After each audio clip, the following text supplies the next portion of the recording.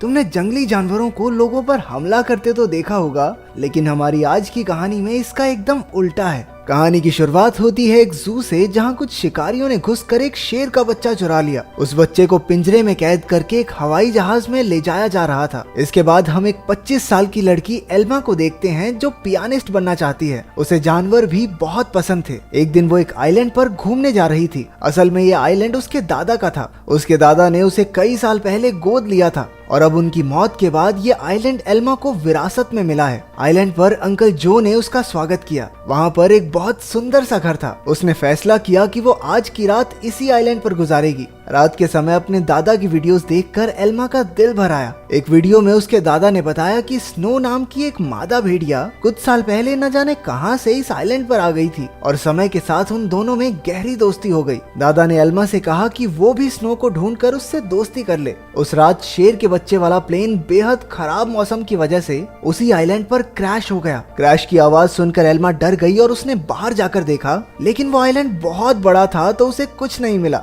अगली सुबह चार्ल्स और एली नाम के दो नौजवान वहां आए। उन्होंने स्नो को कैद करने के लिए जाल बिछा दिया। असल में वो भेड़ियों के पार्क के मालिक थे और उसके लिए स्नो को पकड़कर ले जाना चाहते थे। कुछ देर बाद स्नो जाल में फंस गई, लेकिन अपनी सूझबूझ से चार्ल्स और एली के आने से पहले ही वो जाल काटकर भाग निकली। फिर वो तैरकर आइलैंड की दूसरी ओर जा पहुंची, जहां उसकी मुलाकात एल्मा से हुई। पहले तो एल्मा घबरा रही थी, लेकिन फिर उसने अपने दादा की बात याद की और स्नो को पुचकारने लगी। कुछ देर बाद एल्मा प्लेन क्रैश की जगह पर पहुंची। खुशकिस्मती से शेर के बच्चे को कोई चोट नहीं पहुंची थी। वो एक पक्षी के घोंसले में गिर गया था, लेकिन पक्षी ने उसे नीचे धक्का दे दिया और इसके बाद वो सीधा जाकर एल्मा की गोद में गिरा। एल्मा भी उसे अपने साथ घर ले आई। उसी वक्त स्नो भी अपने छोटे बच्चे के साथ घर में आ गई। घर में 3 प्यारे जानवर देखकर एल्मा बहुत खुश थी। उसने तुरंत अंकल जो को बुलाया, लेकिन उन्होंने एल्मा से कहा कि इन खतरनाक जानवरों को घर में रखना ठीक नहीं है, तुम्हें इन्हें जू वालों को दे देना चाहिए।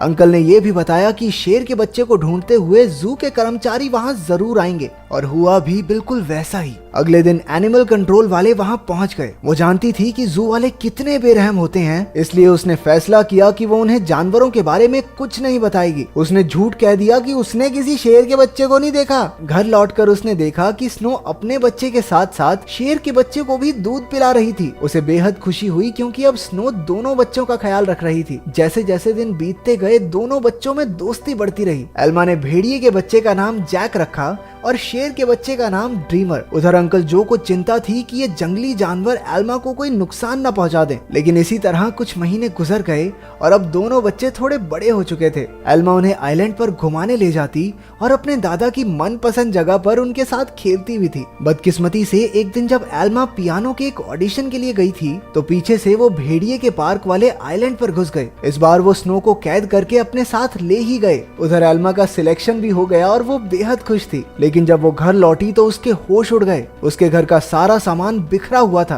क्योंकि दोनों बच्चे भूख की वजह से परेशान हो गए थे। एल्मा ने स्नो को ढूंढने के लिए पूरा आइलैंड छान मारा, लेकिन स्नो तो वहाँ थी ही नहीं। अब उसे ही बच्चों का पेट भरना था, इसलिए उसे ना चाहते हुए भी अपनी पियानिस्ट की नौकरी छोड़नी पड़ी। एक दिन अंकल जो फिर से वहाँ आए और खूंखार जानवरों को अब तक वहाँ देखकर गुस्से से भर गए। उसने एल्मा से उसी वक्त जानवरों को जू में भेजने को कहा, लेकिन एल्मा ने उन्हें समझाया कि उसके दादा की यही इच्छा थी कि वो जानवरों के साथ रहे, और फिर जू में न जाने इन मासूमों पर कितने अत्याचार होंगे। आखिरकार अंकल जो भी मान गए और एल्मा को गले से लगा लिया। अब उनका सारा समय जानवरों को खाना खिलाने और उनका पूरा ध्यान रखने में जाता था। एल्मा को जैक और ड्रीमर से बहुत प्यार था और बदले में जानवर भी उस पर जान छिड़कते थे। देखते ही देखते 1 साल गुजर गया और अब दोनों जानवर बड़े हो गए थे। अंकल जो शहर से उनके लिए मांस लाया करते थे, लेकिन उनके पास जाने में उन्हें डर लगता था। उन्होंने फिर से एल्मा को समझाया कि इनके साथ रहना खतरे से खाली नहीं है, लेकिन एल्मा किसी कीमत पर उन्हें छोड़ने को तैयार ही नहीं थी। एक दिन एक माँ बेटी कश्ती में आइलैंड के नजदीक आए। उन्हें देखकर जैक उनके पास जाने लगा। जैसे ही एल्मा ने ये सब देखा, वो जैक को रोकने के लिए भागी, लेकिन वो एक पत्थर से टकराकर नीचे गिर गई और उसके सर में चोट लगने की वजह से वो उसी वक्त बेहोश भी हो गई। वो माँ बेटी ये सब नहीं देख पाई और वापस कश्ती में चली गई। कुछ ही देर में जैक और ड्रीमर एल्मा के पास आए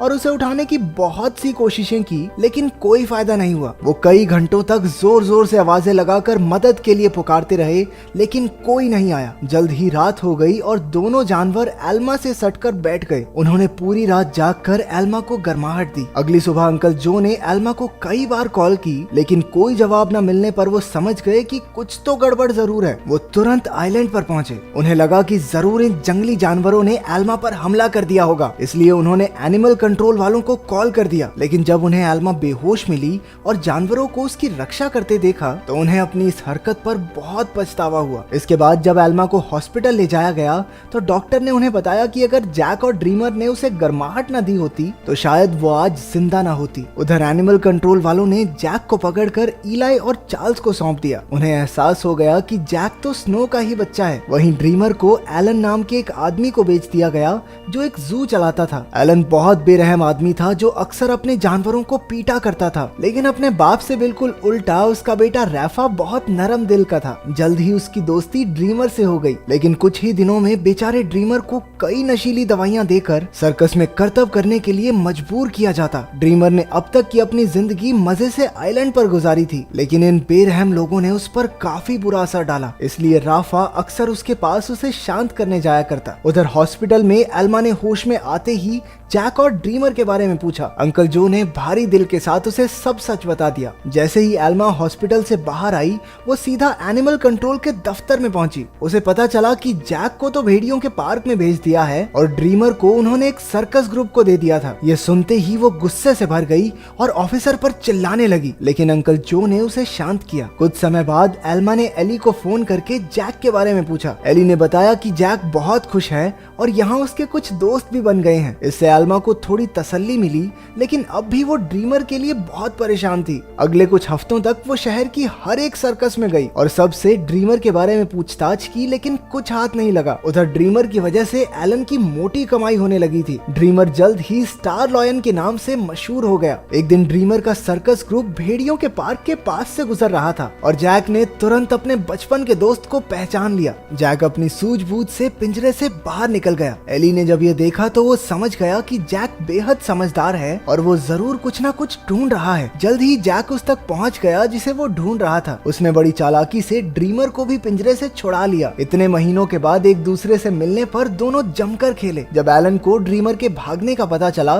तो उसने गुस्से में बेहोश करने वाली बंदूक निकाल ली। उसके बेटे रैफा ने उसे रोकने की बहुत कोशिश की, लेकिन लालची एलन ने उसकी एक ना सुनी। हार कर रैफा भी ड्रीमर को ढूंढने एलन के साथ चल पड़ा। एलन ने एली को भी ड्रीमर के बारे में बताया। अब वो समझ गए थे कि जैक और ड्रीमर दोनों साथ ही हैं। इसी वजह से पूरे शहर में हाई अलर्ट जारी कर दिया गया। उस शाम एली ने एल्मा को सब कुछ बताया और कहा कि एनिमल कंट्रोल वाले दोनों जानवरों के पीछे पड़े हैं। ये सुनकर एल्मा घबरा गई, लेकिन एली ने बताया कि उन्होंने जैक के शरीर में एक ट्रैकर फिट किया था। जैक और ड्रीमर की आखिरी लोकेशन एक जंगल के आसपास थी। अब एल्मा और एली ने मिलकर जानवरों को ढूंढने का फैसला किया। उधर दोनों जानवर शहर में खुलेआम घूम रहे थे, इसलिए पुलिस ने शूट एट साइट के ऑर्डर्स दे दिए। बाद में दोनों जानवर फिर से जंगल में पहुंच गए, जहां एलन और रफा ने उन्हें देख लिया। लालची एलन ने ड्रीमर पर अपनी ट्रैंकुलाइजर गन से हमला कर दिया, लेकिन उसी वक्त जैक बीच में आ गया और अपने दोस्त के बदले खुद गोली का शिकार हो गया। बेचारा जैक तो उसी वक्त बेहोश हो गया, जबकि ड्रीमर को वहां से भागने का मौका मिल गया। उसके भाग जाने के बाद रफा ने तुरंत जैक का ट्रैकर हटाकर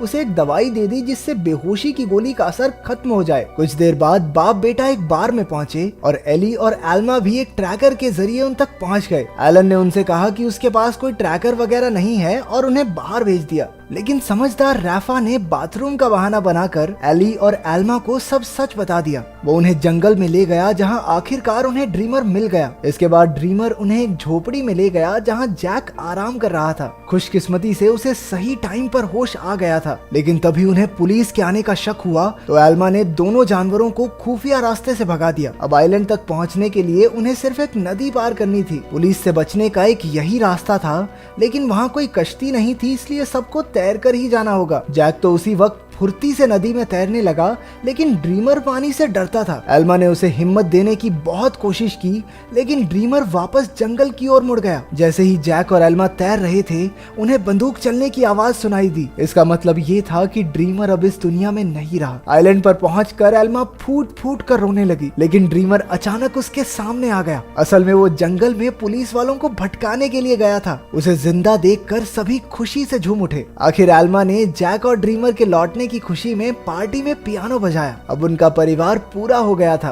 अंत में एल्मा ने सबको अपने प्यारे जानवरों की कहानी बताई, जिससे सभी लोगों के दिल भर आए और वो तीनों खुशी खुशी फिर से एक साथ रहने लगे। तो तुम्हारा फेवरेट जंगली जानवर कौन सा है और क्या तुम उसे पालना चाहते हो? कमेंट्स में जरूर बताना। मिलते हैं अगली वीडियो में।